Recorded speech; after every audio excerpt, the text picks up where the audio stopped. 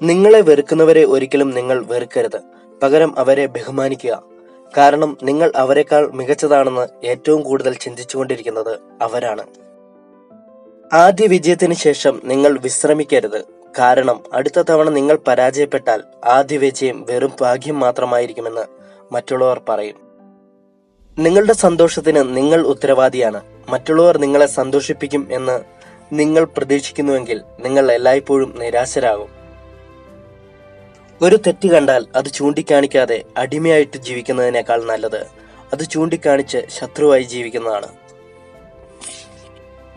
ഒരുവൻ എവിടെയൊക്കെ പോയാലും എവിടെ പോയി താമസിച്ചാലും അവൻ കൂടെ കൊണ്ടുപോകാൻ മറക്കാത്ത ഒരേ ഒരു കാര്യമേ ഉള്ളൂ, അവന്റെ സ്വഭാവം.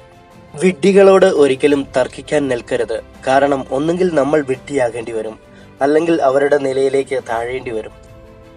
നഷ്ടങ്ങളെ ഓർത്ത് ജീവിക്കുന്നതാണ് ജീവിതത്തിലെ യഥാർത്ഥ നഷ്ടം.